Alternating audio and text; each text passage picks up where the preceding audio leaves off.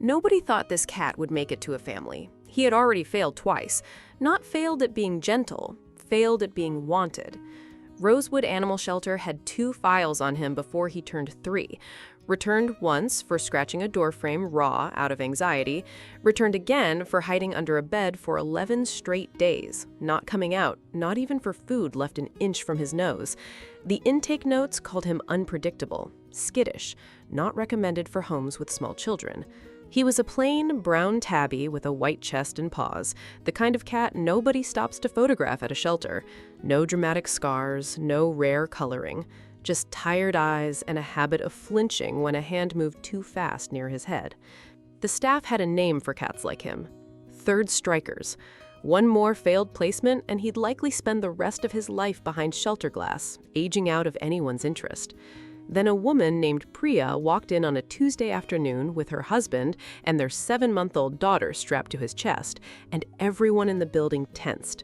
A family with an infant, looking directly at the one cat with small children written across his file in red.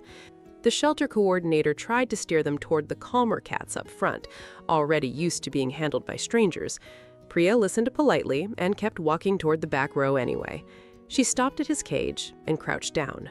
He didn't come to the front of the cage the way the friendlier cats did. He stayed where he was, watching him from a distance he'd decided on himself. Priya didn't reach in. She didn't coo at him or press her fingers through the bars.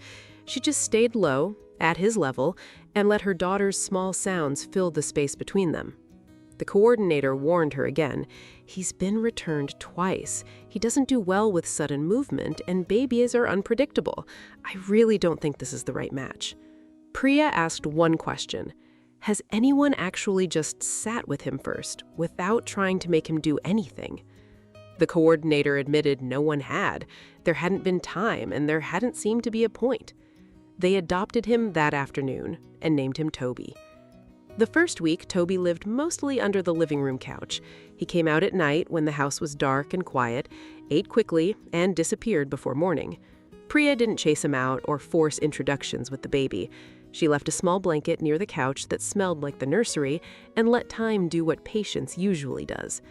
On the 9th day, her husband noticed something on the baby monitor. Toby was sitting in the nursery doorway, not entering, just watching. He stayed there 11 minutes, then walked away. The next night, he did it again. And the night after that? By the 3rd week, he wasn't stopping at the doorway anymore. He'd found a spot atop a low bookshelf across from the crib, high enough to see everything, far enough to stay unseen. He climbed up there every evening around the same time and simply observed. Her partner started calling it his post. Some nights, she would peek in and find him already there before the baby had even started fussing. Her husband was skeptical at first, quietly worried that an animal with 2 failed placements was a mistake dressed up as kindness. Then one evening, he stood in the doorway just to see what the cat could see from up there, and understood. From that bookshelf, Toby had a clear line of sight to the crib, the door, and the hallway beyond it. It wasn't random. I have to pause the story here for a moment. If you've made it this far and Toby's quiet post by that crib already means something to you, hitting subscribe genuinely helps stories like this one keep finding an audience. It costs nothing, and it means more than you'd think. Family who heard the shelter history assumed it was only a matter of time before something went wrong. A cat with 2 failed placements kept near an infant. Priya's own mother asked twice if she was certain. Priya was certain about one thing only. He had never once, not in 3 months, raised a paw toward anyone in the house. The bond kept building quietly. Toby began sleeping just outside the nursery door. He learned the creak of the baby monitor turning on and would lift his head toward it before Priya reached for the handle. He never approached the crib itself, never crossed whatever line he'd drawn for himself. He simply stayed close enough to notice everything. Priya's husband started joking they had a second monitor, a furry one, and it was rarely wrong. What nobody expected was the morning in late October. The baby had been fighting a cold for 2 days, congested and restless, waking every hour.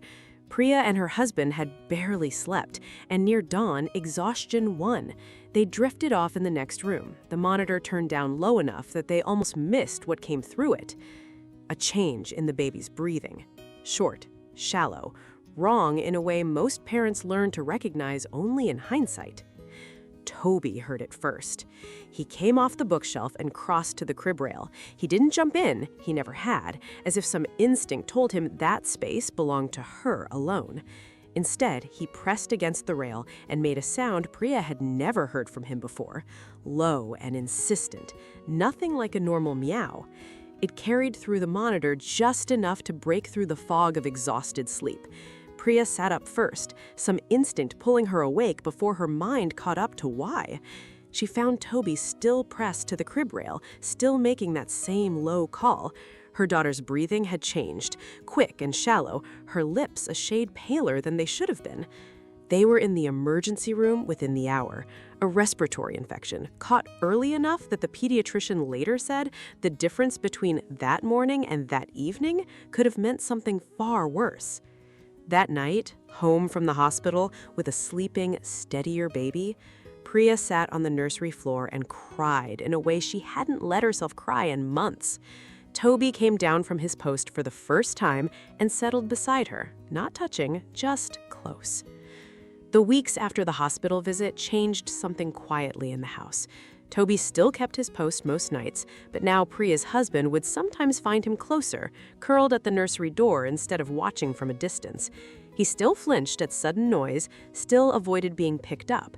2 returns and a red flag on a shelter file hadn't erased instinct built to protect himself first, but something in him had decided on his own terms that this family was worth watching over anyway. Priya's mother, the one who had asked twice if they were certain, visited in November and watched Toby take his evening post without being called there. She just asked, quietly, how he always seemed to know what time to go up. Priya didn't have an answer. What she does know is that a cat 2 other families gave up on within days chose to spend 3 months learning the exact rhythm of a baby's breathing well enough to notice the one night it changed. Nobody trained him to do that. Nobody could have. Some animals fail every test we set for them and pass the one that actually matters. Toby was never the cat anyone would have picked first from a shelter photo. He was simply the one who stayed close enough, long enough, to hear something the rest of the house had missed. Would you have walked past his cage the way 2 other families did? Or would you have crouched down, like Priya, and just sat with him first? Tell me in the comments. If Toby's story stayed with you, there's another one waiting that will stay with you longer. His name was Samson, a 25-pound tabby with lynx-tipped ears and a bite history that kept volunteers away from his cage for 8 months, until a widower named Daniel decided the risk was worth it. What that cat did for him at 1 in the morning is coming up next.